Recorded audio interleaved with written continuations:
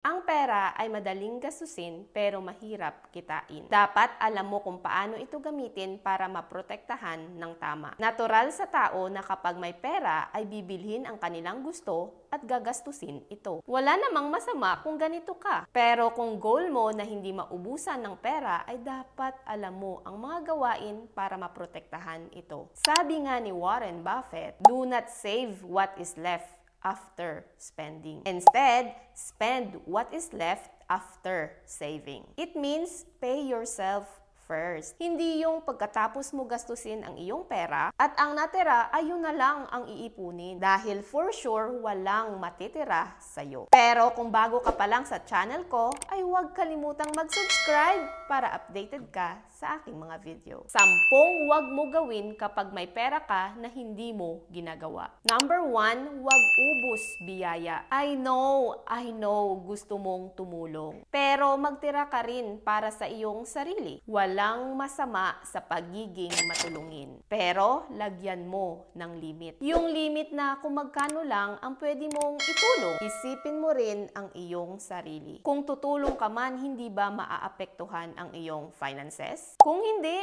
then go. Pero kung yes, then pag-ipunan mo muna. Or magbigay ka kapag pwede na. Minsan nadadali tayo sa tinatawag na utang na loob. Sino ba ang hindi tatablan kung pinapafeel sa'yo na tinulungan ka din niya before? But ang tanong, hanggang kailan ka magbabayad ng utang na loob? Dapat alam mo ang iyong limitation. Kung tumulong ka na ng 1 o 2 beses, siguro may karapatan ka din na huminto muna. Okay lang ang tumulong pero wag ubos biyaya. Lagyan mo ng limit. Number 2, huwag takasan ang utang. Kapag may utang ka man, ay bayaran mo na kaagad. The more na pinapatagal mo, the more natataas ang interest nito. Hanggang sa magpatong-patong na. Sa halip na makakaipon at makakatipid ka, ang iyong pera ay pambayad na lang sa tubo. Ang utang ay utang na dapat mong bayaran. Kapag tinakasan mo, ay lalo kang malulubog. Pero isipin mo muna, bakit ka nga ba nagkautang? Ito ba ay kailangan or hilig mo lang? Diyan tayo nagkakamali eh. Kasi kapag umutang, akala natin ay free money. Dahil hindi tayo nagpalabas ng pera. Pero unconsciously ay lalo pala tayong napapagastos. Dahil sa inutang mo plus interest nito. Kapag tinakasan mo rin ang iyong utang, ay bababa ang tingin sa'yo ng ibang tao. May pera ka nga, may respeto ba sila sa'yo? Anong sense ng iyong pera kung sa likod nito ay may tao ka palang tinatakbuhan? Umutang ka sa halagang kaya mong bayaran. Huwag mong takasan, harapin mo ang iyong utang. Number 3, huwag makisabay sa uso para magmukhang mayaman. Dahil sa advanced technology at nakikita mo sa internet ay gusto mo ding makisabay sa uso. Ang totoong yaman ay hindi pinapakita. Kung bibili ka man ng isang bagay ay dapat para ito sa iyong sariling kasiyahan. Hindi yung pa-impress sa ibang tao. Makisabay ka sa uso kapag kaya ng iyong bulsa. Hindi para patunayan sa kanila na mayaman ka. Para sa akin, mas naa-appreciate ko pa kapag ang tao ay totoo. Alam naman natin kung ang isang tao ay may pera or wala eh. Kaya kung may pera ka, hindi mo kailangan na makisabay sa iba para maging mayaman. Dahil dyan, nauubos ang iyong pera dahil humihingi ka ng approval sa iba. Hayaan mo sila. Basta alam mo sa iyong sarili na may pera ka, ay okay na yun. Dapat protektahan mo ang iyong kapirahan. Number 4, huwag bumili ka agad ng mamahaling gamit. Kung may pera ka na, ay iwasan mo na ma-tempt ka agad na bumili ng mamahaling gamit. Okay lang kung stable na ang iyong pera. Pero kung kakaumpisa mo pa lang na padamihin ito, ay easy ka muna. Diyan palaging nauubos ang pera. Dahil nakahawak ka lang ng malaki, madami na ang pumapasok sa iyong isipan na bumili ng ganito at ganyan. Bumili ka muna ng affordable at saka ka na mag-upgrade kapag kaya na. Mas pagtuunan mo ng pansin ang pag-acquire ng assets kaysa sa liabilities na nagde-depreciate ang value. Ang kagamitan sa iyong bahay ay naluluma. At kung mamahalin pa ito, ay lugi ka na. Kasi sabi ko nga, habang tumatagal, bumababa din ang value. Again, pwede kang bumili ng mamahaling gamit kapag stable na ang iyong pera. Number 5, huwag gumastos ng wala sa plano. Ang halimbawa nito ay pumunta ka ng mall para bumili ng sapatos. At dahil sale ang araw na iyon, ay nainganyo ka din na bumili ng bag.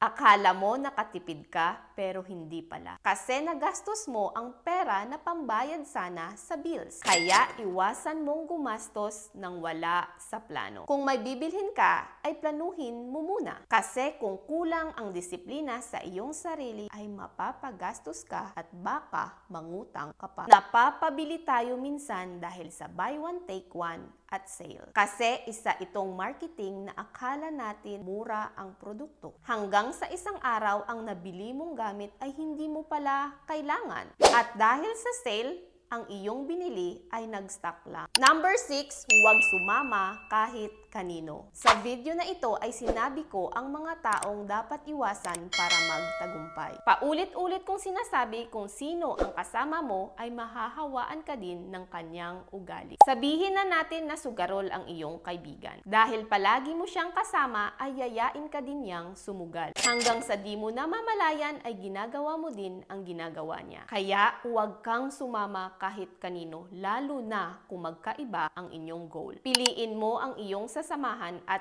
kakaibiganin. Siguraduhin mo na magkapariho kayong goal. Ano ba ang ibig kong sabihin sa magkaparihong goal? Ito ay kung gusto mo umasenso, dapat ang kasama mo ay gusto ding umasenso. Ganyan lang kasimple. Isa pang halimbawa, kung gusto mo ang positive sa buhay, ay dapat ang kaibigan mo ay positibo rin. Hindi yung palareklamo at ungrateful. Kasi ang energy niya ay makukuha mo rin. Number 7, huwag madalas kumain sa labas. Kung gusto mong makatipid at hindi maubos ang iyong pera, ay limitahan mo na ang pagkain sa labas. Laking tipid kapag lutong bahay. Ang gastos sa isang kainan sa labas ay pwede ng 2 araw sa grocery nyo. Maaari din naman kumain ng paminsan-minsan kapag may okasyon. Pero kung normal days lamang, ay mas nakakatipid ka kapag lutong bahay. Laking tulong din bago ka mag-grocery ay kumain ka muna. Isa pang benefits kapag lutong bahay ay masisigurado mong healthy at malinis. Dahil ikaw mismo ang nagluluto nito. Makokontrol mo ang preservatives at fresh pa ang ingredients. Maliban sa healthy,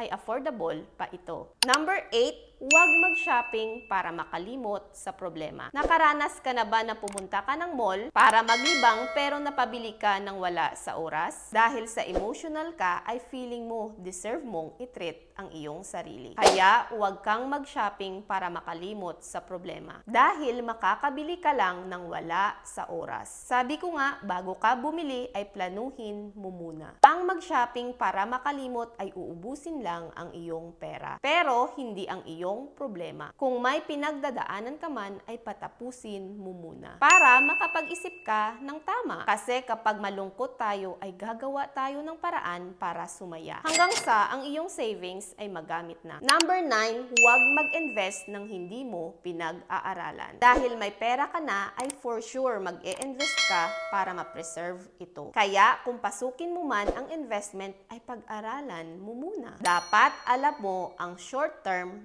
versus long-term goals. Ang investment ay more on retirement fund. Huwag kang padadala sa get-rich-quick scheme. Yung dodoble ang iyong pera sa isang buwan. Huwag kang maniwala sa too good to be true na investment. Walang easy money. Lahat ng pera ay tinatrabaho. Walang overnight success. Alamin mo muna ang kalakaran ng isang investment. Mag-research ka at huwag padalos-dalos. Ang investment ay isang paraan para ma-preserve ang iyong pera sa inflation at para din ito sa iyong retirement fund. Pero kapag ito naman ay hindi mo pinag-aralan, ang iyong pera ay lalaho na parang bula. Kaya mag-ingat ka. Number 10, huwag mag-upgrade kaagad ng iyong lifestyle. Kung kanina ay nabanggit ko sa number 3 na huwag makisabay sa uso, ngayon ay huwag ka munang mag-upgrade ng iyong lifestyle. Lifestyle kung paano ka mamuhay. Kung noon ay nakatira ka sa maliit na bahay, ngayon ay gusto mo nang lumipat kaagad sa mas malaki. Noon, 20,000 20,000 lang ang monthly expenses nyo sa inyong grocery. Ngayon ay 30,000 na. Ibig sabihin, tumataas din ang inyong lifestyle gaya ng inyong income. Kapag wala ka pa sa point na stable na ang iyong pera, ay i-maintain mo muna ang iyong gastos. Dapat hindi sumusunod ang inyong expenses sa iyong kita. Or kilala sa tawag na lifestyle inflation. Ngayon na may ideya ka na sa mga bagay na huwag mong gawin kapag may pera ka, ang tanong, magagawa mo kaya ito? Makakaya mo kayang disiplinahin ang iyong sarili? Yung hindi ka matempt na gastusin ang iyong pera? Ang sagot ay nasa sayo. Kaya, bago tayo magtapos, don't forget na mag-like kung natuto ka, share ang video na ito sa iyong pamilya, at mag-subscribe ka na para hindi mo ma-miss out ang bago kong upload. Of course, comment mo na din ang iyong natutunan. Again, this is Beverly Jones. Always remember to believe in yourself. Maraming salamat po.